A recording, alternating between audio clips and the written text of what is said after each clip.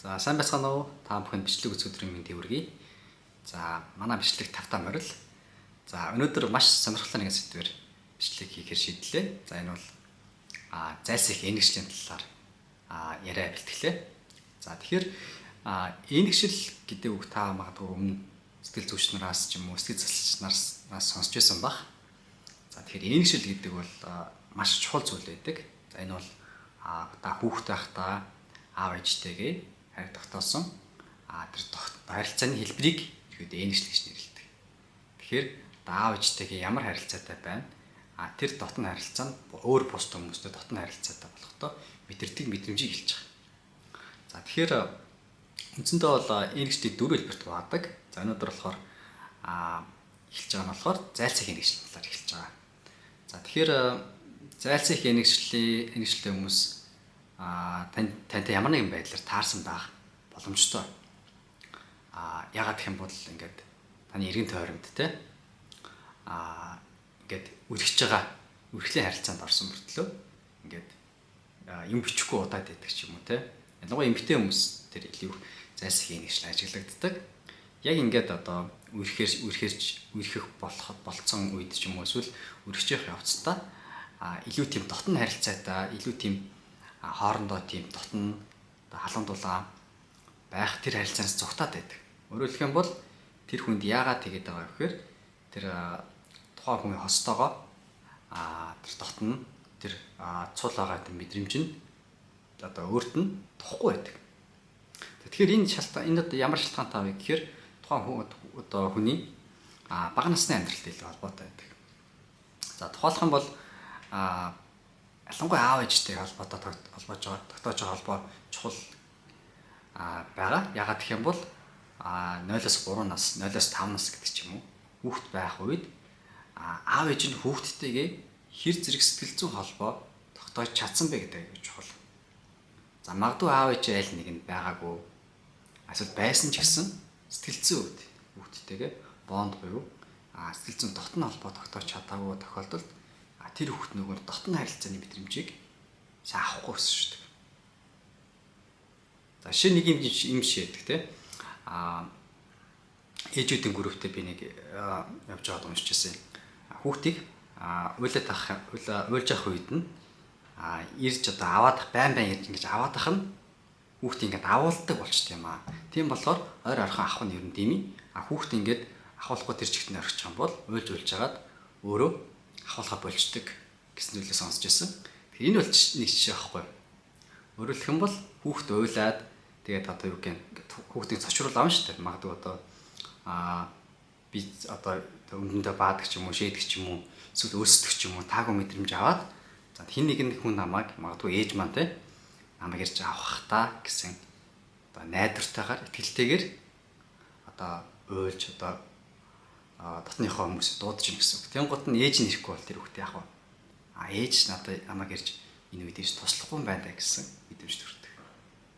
Тэгэхээр энэ юу гэсэн үг вэ гэхээр хүүхэд энэ насанд энэ 0-3 насанд итгэл гэдэг сэтгэл зүйн одоо ур чадвар, сэтгэл зүйн ур чадварыг суух хэрэгтэй байсан бол үл итгэл гэдэг зүйлээс илэрдэж байна. Тэгэхээр яах вэ? Тэр хүн насанд төрсөн байна. Хүнд итгэхэд найдргүй санагддаг. Магадгүй өөртөө ч итгэдэг. Тэгэхээр итгэл гэдэг зүйл хүнд суух болохоор тухайн хүн илүү төвшмтгий юмас их зайлсхийдэг болдог.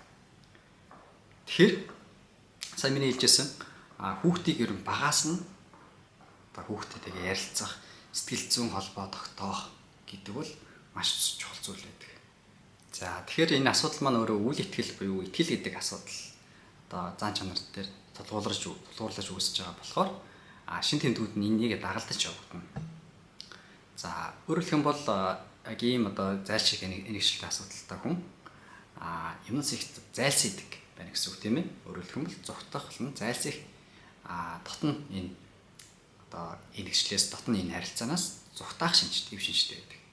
За тэгээд магадгүй энэ ингээд энэ энэгшлийн хэв маягаа засч чадаагүй тохиолдолд хосын харилцаанд оронгууд маш олонтой салах тохиолдлууд гарч болно. Хосын харилцаа өөрөөр хэлэх юм бол тогтворгүй салт ойрхон байж байгаа салаал гэсэн идэж тэр хүн бас нэг айдас байдаг бол бас салаах цаасаа айдас бас үүсдэг. Тэгэхээр Тэр хүн ингээд юмнаас тэр хүнээс дотн одоо харьцаанд орохоос зайлсхийгээд хийгээд байгаа мөртлөө нөгөө талаас яах вэ? Бас нөгөө хүний чангаагаад байдаг. Цалан хацгаас байгаад байдаг. Тэрийн хоёр асуудал нь ингээд тухайн хүний ингээд маш ойлгомжгүй ингээд байдалд нөгөө үнээч оруулна, өөрөө ч гэсэн тийм байдалд орно. Яг яах гэдэг юм гэдэг шүү дээ. Наад хүн чи яг яах гэдэг байгаа. Салах гэдэг юм уу? Эсвэл нийлэх гэдэг юм уу? Ямар учиртай юм бэ гэх юм бол энэ энэчлийн асуудалтай холбоотой байж болно. Гэтэ энэчлийн асуудлыг сэтгэл зүйчтэй эсвэл тухайн өөрөө ингээд олж одоо мэдэх юм бол эсвэл ингээд тухайн одоо хамтрагч нь эрүүл энэгшилтэй, эрүүл одоо харилцааны хэв загвартай байх юм бол энэ энэчлийн асуудлыг бас засч болно. За хэрвээ та одоо энэ зайлсхий энэгшилтэй хүний таньдаг, магадгүй таны хос одоо ийм зайлсхий энэгшилтэй байх юм бол би танд 3 зөвлөө өгье. За эхнийх нь болохоор энэ энэгшил нь яагаад ингэж үүсэж байгаа гэдгийг шүмжлэхгүйгээр ойлгох хэрэгтэй. За ер нь бол ямар нэгэн асуудлыг шүмжлэх гэдэг бол тухайн асуудлыг гаргалгаа болж чаддгүй. Шүмжлэн нэргээд тухайн нэг хамгаалах байр суурьнд авчдаг болохоор хамгийн түрүүнд бид нар яах ёстой вэ? Тухайн ойлгох ёстой. Яагаад энэ төсөл байдал үүссэн юм бэ? Магадгүй өөртөө ярилцдаг ч юм уу те. Аавчдайгээр нь ямар харилцаатай байсан, хүүхэд байх ямар мэдрэмжүүд төрдөг байсан юм те. Магадгүй аавчдайгаа энэ дотн мэдрэмжтэй энэ харилцааг тогтоож чадж байсан юм. Эсвэл аав ээжийг айл нэг нь итгэдэггүй юу гэдэг ч юм уу те. Энийг шууд байдлаар биш өөрөөр нь мэдрэмжийг асуух байдлаар тодруулаад энэ талаар нь бас сайн ярилцах хэрэгтэй. Тийм болохоор тухайн хүнийг эхлээд шүмжлэхээс өмнө эхлээд сайн ойлгоод сонсох гэдэг бол ихний алхам байна.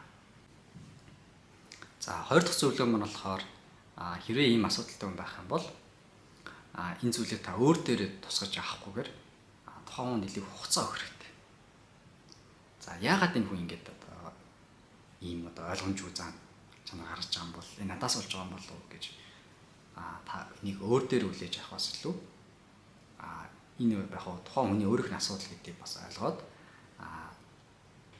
тэр хүн бас өөрийн гэсэн ингээд орон зайг нөлөөлөх хэрэгтэй. Ерөнхийдөө бол ихэнхдээ бол ийм асуудалтай хүмүүс надад ингэ хугацаа хэрэгтэй байна. Надад өөрийгөө ойлгох хугацаа хэрэгтэй байна гэж хэлдэг. Тэр нь бол яг үүндээ бол үнэн байдаг. Тэр хүмүүст яг өөрийгөө ойлгох, танин мэдэх, яагаад энэ асуудал үүсэж байгааг бас ингэ ухаарах, өөрийгөө ингэ шинжлэхэд хугацаа хэрэгтэй болдог. Тийм болохоор хитрхи хүчлэх шаардлагагүйгээр бас ингэ тодорхой хэмжээнд ингэ орон зайг нь бас ойлгох зүг байдаг. За 3 дахь зүйл нь болохоор хамгийн чухал зүйл байгаа. Өөрөөр хэлэх юм бол энэ асуудал маань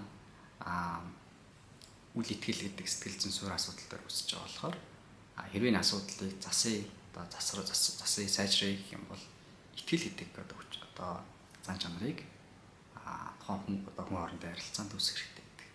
Тийм болохоор өөрөөр хэлэх юм бол та тэр хүнд итгэлтэй харилцааг үүсгэж чадах юм бол тийм итгэлийг олж авч чадах юм бол тэр хүн эргээд хүнд итгэдэг бол.